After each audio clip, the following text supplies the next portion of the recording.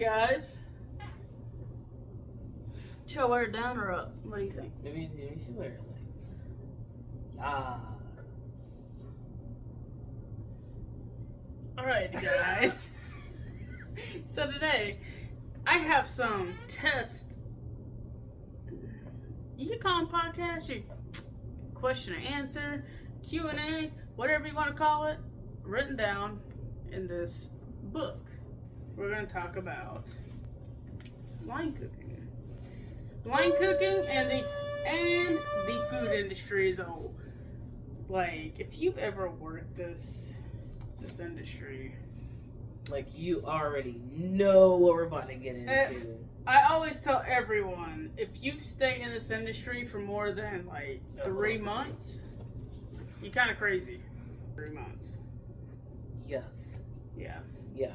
I tell everyone it's a whole new breed. Whenever we have new people start, I told them that. I don't care what job I have worked. I have always told people when they start to get overwhelmed, people in this industry are kind of crazy. It's okay to be overwhelmed. I mean, if you did not know, I am actually a chef outside of screaming at horror games. We scream in the kitchen. Yes. Yes. Yeah. We work together. Yeah. Mm-hmm. I am lead line cook. Yeah. The chef.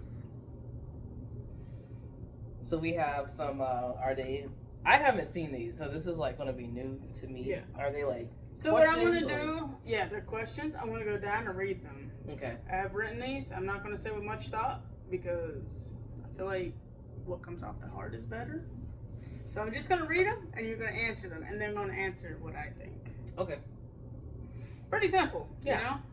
I just feel like it also opens, if we end up getting into topics and discussion, that's good too.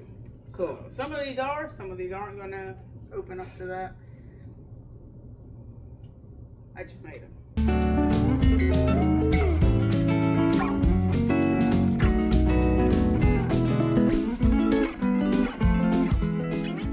Alright, so the first one is, do having good coworkers make a difference? I mean, that's got to be kind of like a given. I would say yeah, because I mean, if you don't have a good team of people in the kitchen, like communication gets lost, quality gets lost, like just like teamwork in general just gets lost. So I think like having good coworkers is definitely the main part of kind of like keeping the kitchen together. So this is where I would say this is open up for discussion for people who have not worked in a kitchen industry or the back of house, as we call it. They don't know what you're talking about. Communication? I mean, communication in general can kind of be like put across like anywhere you work. Whether you work in a call center, whether you work retail, anything like that. Like communication is almost like the same across like all like workforces. That's the word I'm looking for. I don't know. I'm not good with words, guys. This is like the worst thing for me. Yeah. So I would say that communication in the kitchen is definitely a lot different because you're like always like talking to each other all the time, 24/7 throughout the day, because you have to like just make sure that everything's kind of like together. And for like those of you who have never been in a kitchen, most kitchens that are decently set up, you have your sections, like your fry section, your grill section, your saute. So you'll have different people manning these sections. So if you get an order like someone wants fried chicken with something sauteed, like macaroni, you both are going to have to work together and be like, I'm dropping this chicken now so you know to start that macaroni in a couple minutes. Because otherwise, your chicken's going to be cold and your macaroni's hot. Vice versa. They're both going to be soggy. It's just going to be... And then not only that, you have tickets, like multiple things on a ticket. If a family comes in, that whole family's meal is going to be on that ticket. So you have to talk to each other. So like good coworkers, I would also say is a given as far as going. Because you have to keep like the morale up during those times. Like you just said about when the families come in. Like sometimes it can be a little overwhelming whenever like you're 30 minutes to close and you see like 15, 20 people come in. You're just like, okay, now we got to knock it out. So as long as you like have like that team of people who just like keeps the morale up, it makes it a lot easier to get through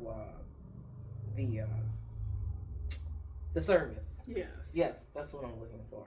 So like she was saying that people who don't work in the kitchen, as far as that goes, as far as like this needs to be done, this needs to be done. So if you ordered like a bunch of things, but you're waiting on all of this to be done, we have to work together to make sure it all comes out at the same exact time, but it comes out nice, it comes out hot, it comes out fresh. The quality is there. So whenever you come up, you're just like, hey, I've been waiting for my food or this and that and blah blah blah, like you got to understand that we have to like make sure that one thing doesn't come out before the other. You know what I mean? My words don't work, guys. I'm sorry. No, it makes sense. I'm checking out. So, where I would also say in this category is it doesn't stop at line work. It doesn't stop at cooking. Sorry. Your dishwasher. I'm running out of these plates. The main person. I mean, a dishwasher is so vital. People don't realize that. People make fun of the bus boy in everything. Video games, movies, stories. But the bus boy, like, does so much other people can't. Because they're... Stop and ask yourself, do I want to get dirty doing dishes? Just ask yourself that. Like, now, if you've been in the food industry, you know it's a good break. You could stand back there, spray shit off with water, and, like, chill. But at the same time, do you really want to get back there at the dish pit like that? Like during service where you're trying to pump out these dishes, as soon as someone finishes, you need to make a round. People don't understand, like, dishwashing is also hard work as well. Dishwashing is definitely not something to be overlooked. I personally don't think that dishes is, like, they're not beneath anyone. Like, even from, like, my position on down, like, I will get back there and you got nothing to do. Get in the damn dish pit, just go in the dish pit. Just do it. I mean, I just don't understand, like, sometimes, like, the mindset of, oh, I got this position, I don't need to be doing dishes. And I don't get that. Because I feel like if I dirty something, or if I knew I just, like, made so much stuff, I'm just not going to be like, oh, I'm just going to leave this to somebody. And just have it, like, keep piling up throughout the day, and your dishwasher's getting overwhelmed and everything. Why not just like help? Just like clean up after yourself. I don't know. That's just me. Yeah. But yeah, there's having good coworkers definitely makes a difference. What the fuck was that? Did you hear it? Did you see that?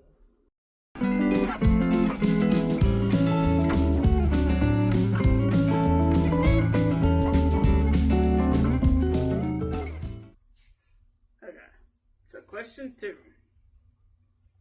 because we both worked at places like this, and we've worked, I feel like everybody has done this. Does bad management ruin everything? Absolutely.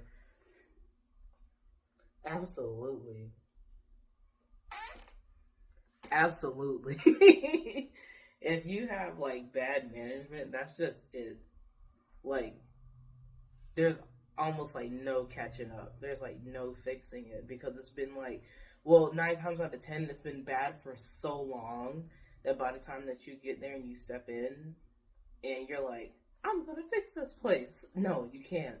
Most of the time you already know this place is screwed. I can't do anything. And you're already, this is my in-between job and I'm looking for something else. Yeah. Bad management doesn't just destroy, honestly, just the kitchen. It destroys front of house. It destroys everything around it. Management is like corporate rules, or just someone who enjoys the power, who wants to get onto people just because they can. Mm-hmm. Or someone who disappears for hours at a time and doesn't do anything. Yes. Yeah. We call those office chefs. Yeah. It's always the worst because you're just like, I don't get paid enough for this. Yes. And then, like, some places that have, like, owners that you never see.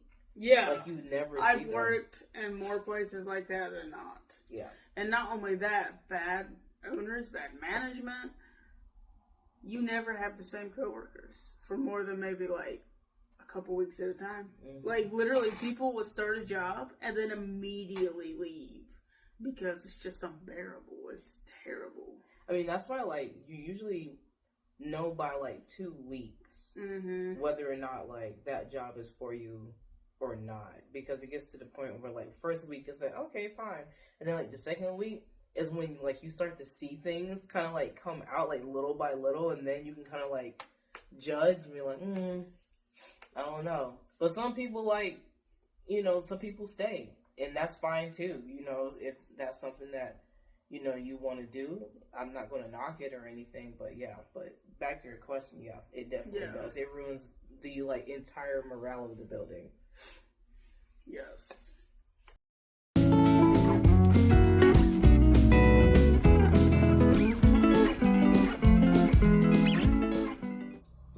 Okay. So, for this one, would you agree the food industry brings the weirdest people / coworkers you have ever met in your life? Including us. Yes. Line cooks, or just cooks, chefs in general, are like a different breed. You have to be in the kitchen. It is so stressful back there that's why I said at the beginning, if you stay in this industry for more than like 3 months, you're crazy. Like, it is so stressful beyond comprehension unless you do it. You're like, you are going to be awake at night. Like, why am I doing this? Like, you can hear the ticket printer just like printing off. You'll be in fucking Walmart in the motherfucking shampoo aisle and you hear like, oh, fuck. You know, like, what's that? Drop those fries, goddammit. The PTSD is real from it. It is wild. Yeah. And not only, like, dealing with the kitchen, like, when it gets busy, it gets busy. Like, your brain just, like, does this thing where it's like, if you don't have ADHD, you will when you leave a kitchen job. Like, honestly, you have to learn how to cook, how to clean, how to do everything. Like, you will get to where you want to have a conversation about your fucking Minecraft game last night, so you got to do it while doing 3 other things. You're, like, chopping mushrooms, you're at work all day, so chopping onions, and you're just like, yeah, hey. So this creeper blew out my fucking farm. You got to do it, because if you leave, that's it. You're going to be laying there. Right. I mean, the sense of humor that, like, you have in the back of the house is if you insane. ever wonder why a lot of people in the food industry are single, yeah. There's a reason. There's a reason.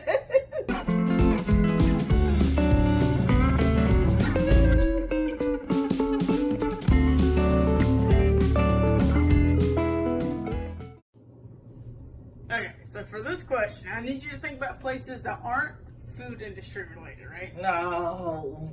That's all I know. No, both, because we both have worked both kinds of jobs. Here we go. Do you think working past your shift in the food industry is worse than working past your shift in any other industry? No. I don't think so.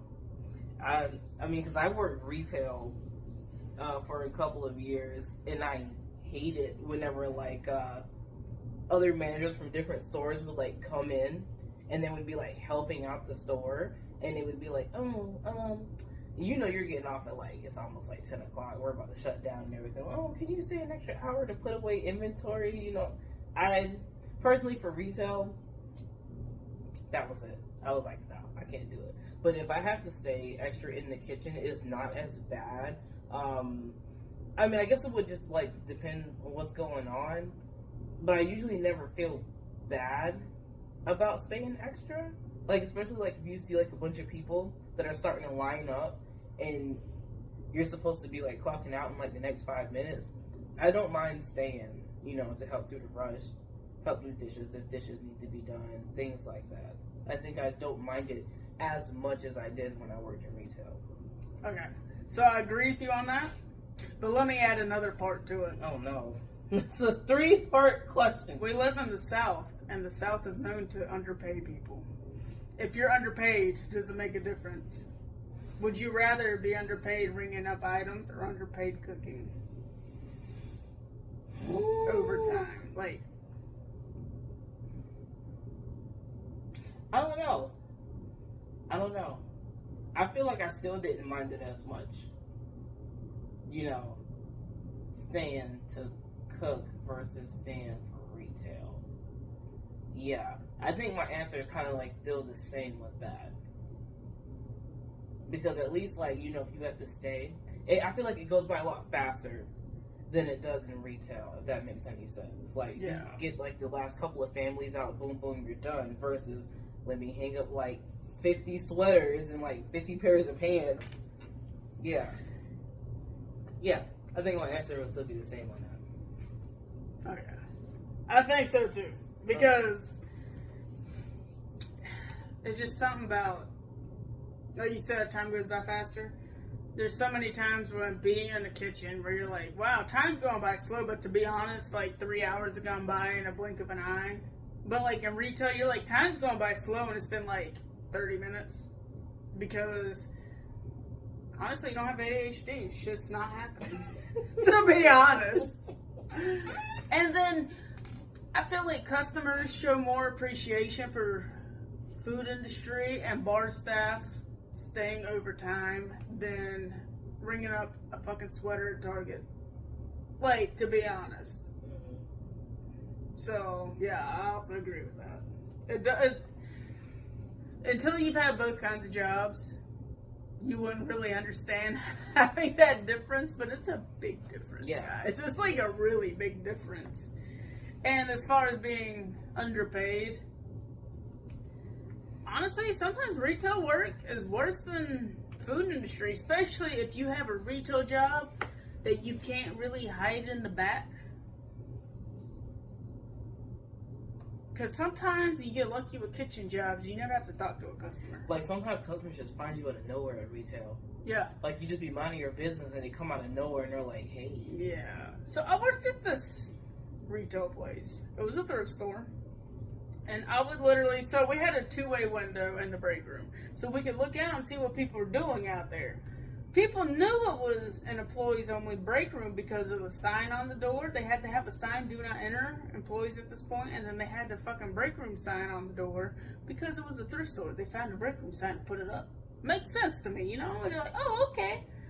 Employees would reach over, open the door, and start asking the person on break questions. I literally would reach over, shut that. I wouldn't say anything. I would shut that bitch in her face. I'm making 10 cents above minimum wage at this point. Like, I don't give a fuck about your dumbass question. It can fucking wait. It can fucking wait, or you can ask someone else that's actually out there working. Mm-hmm. Like, yeah, retail honestly was so bad. I've had that job.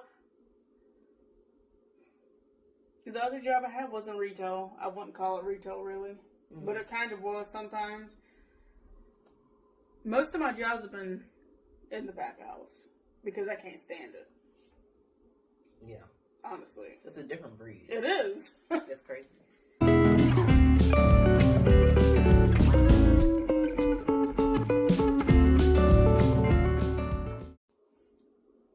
Okay. Yeah. I already know your answer to this one. Oh, here we go. Have you worked at a place that day shift has blamed night shift for everything? Including things they don't ever touch. If I had, like, $1 for every time that happened, I wouldn't be working right now. I'd be like retired somewhere. Like, it's like, yes, that has happened multiple times. I don't know what it is, but those memes about night shift and they show them cleaning everything, and then the day shift has like the one drop of water. Who closed last night? I don't know what it is about that, but when you're especially in the food industry, that is the most annoying thing ever, because you work your ass off. You have to clean your whole line, make sure everything's properly dated, do the dishes. You got to make sure you don't leave anything to where if D-Heck was to walk in the next morning, it would shut down. Yeah. And then they're like, who did this? And then they never, when day shift leaves, they don't have the responsibility of cleaning up, taking the trash out, labeling things. They're supposed to. Yeah, I was about to say, they're definitely supposed to. But they never do, because they're like, the night shift is here. They'll take care of it. Right. Meanwhile, you're just like, 20 tickets. Mm-hmm. Yeah. Because it's like, it's supposed to be like a good, like, merge over. Whenever, like, day shift is done, second shift comes in, boom. It's supposed to just, like, flow. You know, just like butter. Just boom. That doesn't happen all the time. Yeah. I've honestly worked probably more places where that happened than not. To the point, I started being petty in a couple of those jobs. Mm-hmm. Yeah. Yeah. Yeah, it gets pretty stressful. Like, you're already coming into a stressful job. Plus, you got fucking Becky here complaining about the fucking salt uncovered. All you had to do was cover it. Or get a new one. I mean, if you could fix it yourself and not make a big deal, I believe in just doing that. And it's not like that. I'm not like knocking day shift, saying that day shift is never busy, because sometimes they are. Yeah, sometimes day shift, especially breakfast shift, like early morning breakfast shift, like 5, 6 a.m. Yeah, you're busy, right? Like, old people get out of bed and like, I want a gravy biscuit, and then right at your doorstep before you open. Yes, yeah, like. We understand, but that like, morning around like 10 o'clock? I'm just saying, if you're going to blame me for not covering the salt, I can blame you for not, restocking my line before I come in. You didn't do the dishes before I walked in. I mean, seriously. I got 2 plates. But I never complained about it. Yeah. I feel like everybody's worked somewhere like that at least once. Yeah, for sure. And you gotta be... Unfortunately, those are the jobs where the bad management ruins everything from what I've been in. Mm-hmm. And they're the ones that, unless you're on their good side, you're going to be part of that night shift staff. Oh, yeah, for sure. I've never been third shift. I will say I've never had to work third shift. I will probably never work third shift. Because, I feel like I would get really bored. Honestly. It would actually just kind of suck. Yeah. I've never done it. If you've done it in the comments, let us know how it is. Yeah. Like, I actually do want to know, like, you work at, like, Grease in the Box? Jack in the Box? What do you do at night? Like, 3 a.m.? You still there? Like, what you doing? You, like, dicking around watching TikTok? Making TikToks? You doing that video? It's like, never do this in a customer? And it's just like, what you doing there? What are you doing? I need to know. Like, I just need to know. I've never worked somewhere like that because I feel like I'd get bored. Right. So yeah, let us know in the comments what you do.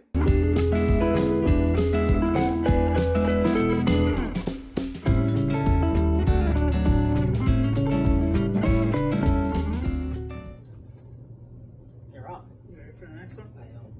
It's already recording. I didn't realize it was. Did you ever stop it? I did. Okay. Alright. So, why does it always seem either really busy or really slow? No in between.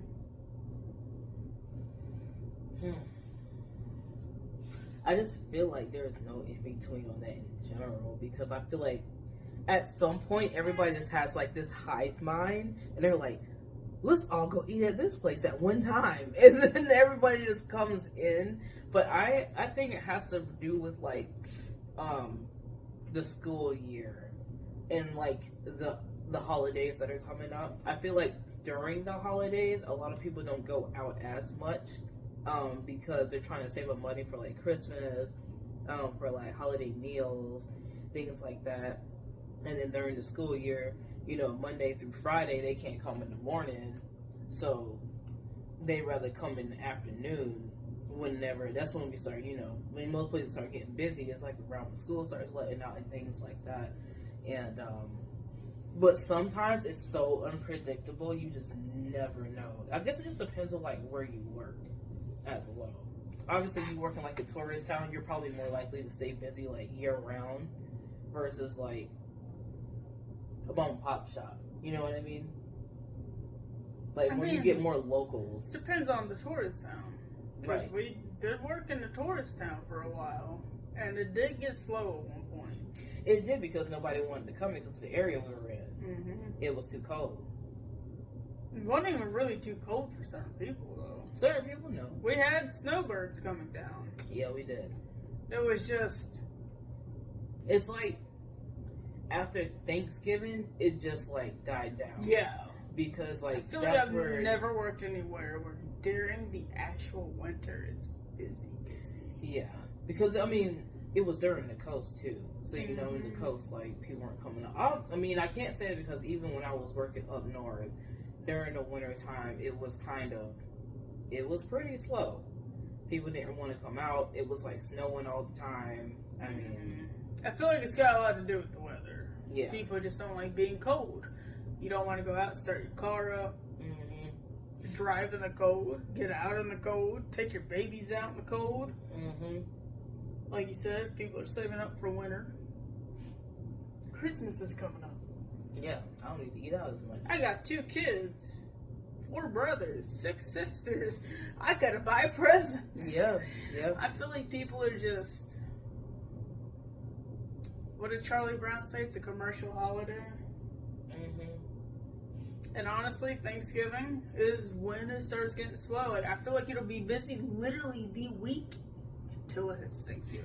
No, I can't say like it's been slow everywhere I work during like the winter because there was one place I worked where it was busy like all of the time. What kind of place? But they also ordered they had online ordering. Okay. So that's another reason that why makes it was a like big so difference busy too. because people were like, okay, I can just order Uber, I can just order DoorDash. You know. That makes a big difference. That Yeah. always does. Mm-hmm. The one place I worked that I would say it didn't really make a difference, we did delivery. So people didn't want to go. I will say there was a difference in people picking up the pizza versus people getting delivery. Mm-hmm. We had the same amount of orders, but it shifted toward delivery instead of picking up because people just don't want to go out in the cold. Exactly. And it's like, I get it. I do get it. But at that point, if you're that scared of going out, just get a bunch of groceries one day and don't leave your house again. I don't know. I get it, but I don't. Mm-hmm. Personally. I get it. It starts getting cold, my shoulder hurts. That shit sucks. But, like, at the same time, I'm not really going to let it stop me as far as going out and buying things. Right. Going out, ordering food. Going out, sitting down at a restaurant. Because, in the end, I would still do the same thing in the summer. Yeah. I guess it just depends on, you know, which restaurants have, like, online ordering or not. Because it's grown so much since when it started, like... That really seems to be the thing. Yeah. The online ordering, delivery. Yeah. So you're... Can I sit in the comfort of my house while ordering this food? Mm-hmm. So how much do I have to pay? That's fine. I don't have to go out into the snow. Mm-hmm. You know, like, I don't have to drive in the snow. I don't have to drive in the cold. Like, no, let me My just... car doesn't have to... Yeah. Yeah. I do think that's part of the reason, but also, I feel like there might be an in-between, but you're always so busy, you just don't see it. Mm-hmm. So that one for me, I wrote the question, but like still, it's like a,